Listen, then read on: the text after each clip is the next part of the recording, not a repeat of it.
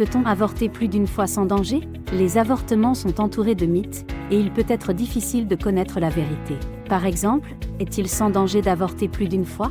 L'un des mythes relatifs à l'avortement est que plus une personne a d'avortements, plus la procédure devient dangereuse et moins cette personne a de chances de tomber enceinte. En d'autres termes, l'avortement endommage le corps d'une manière qui rend les autres avortements ou grossesses dangereux ou impossibles.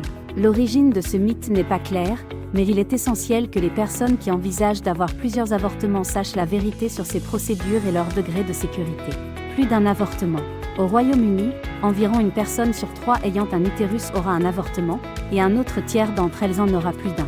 Aux États-Unis, environ 50% des personnes souhaitant avorter l'ont déjà fait. Il existe de nombreuses raisons pour lesquelles une personne peut avoir recours à plus d'un avortement, notamment l'échec ou le manque d'accès à d'autres formes de contraception, les événements perturbateurs de la vie qui affectent l'utilisation d'autres formes de contraception, le manque d'éducation sexuelle complète ou encore la violence sexuelle.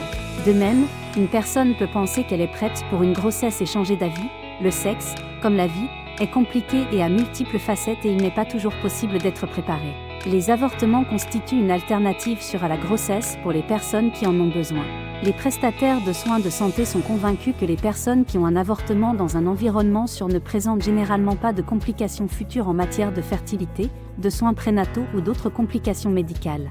La fertilité revient environ 8 jours après un avortement, quel que soit le nombre d'avortements que vous avez subis. Chaque avortement peut être considéré séparément en ce qui concerne le risque qu'il peut avoir sur les grossesses futures.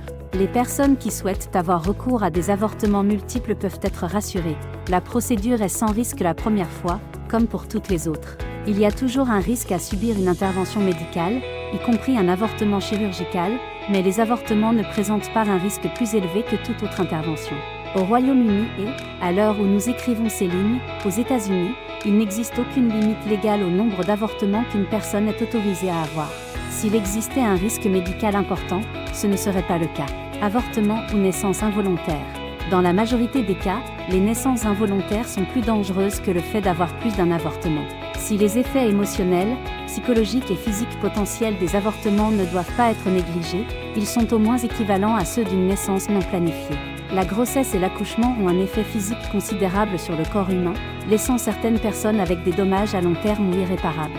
En fait, le nombre de personnes qui meurent pendant l'accouchement est beaucoup plus élevé que le nombre de personnes qui meurent à la suite d'une procédure d'avortement sécurisée.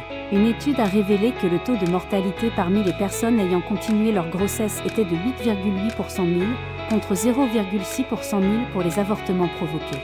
De même, les effets secondaires médicaux associés à la grossesse, notamment les infections urinaires et les problèmes de santé mentale, sont plus susceptibles d'être ressentis par les personnes qui choisissent de continuer leur grossesse que par celles qui décident d'avoir un avortement. S'occuper d'un enfant met à rude épreuve les ressources émotionnelles et mentales, en particulier pour les personnes issues de familles à faible revenu ou celles qui n'ont personne pour les aider à élever un enfant. Les parents de ces enfants sont également plus susceptibles de ressentir un sentiment d'échec et de souffrir de stress émotionnel. Stigmatisation de l'avortement à plusieurs reprises. Les avortements font l'objet de nombreux préjugés, notamment à l'égard des personnes qui ont eu recours à plusieurs. Il existe un malentendu selon lequel la majorité des personnes ayant eu plus d'un avortement utilisent cette procédure comme principale forme de contrôle des naissances. En fait, les données montrent que, qu'il s'agisse de leur premier avortement ou non, les personnes qui y ont recours sont conscientes des autres options qui s'offrent à elles et des risques psychophysiques associés à l'avortement. Même si une personne choisit d'utiliser l'avortement comme seule source de contrôle des naissances, il existe un large éventail de raisons sociales pour expliquer ce choix. La stigmatisation de l'avortement, quelle qu'elle soit, renforce le silence autour de la contraception et place les personnes ayant un utérus dans des situations difficiles ou dangereuses. Bien que, statistiquement, il soit assez courant de subir plus d'un avortement, les personnes qui font ce choix sont moins enclines à parler de leur expérience par crainte de l'ostracisme. Les avortements sont des procédures de soins de santé, et il est injuste que les gens soient contraints de garder le silence sur leurs décisions personnelles en matière de santé. Pour contribuer à déstigmatiser le fait de subir plus d'un avortement, nous pouvons changer notre langage.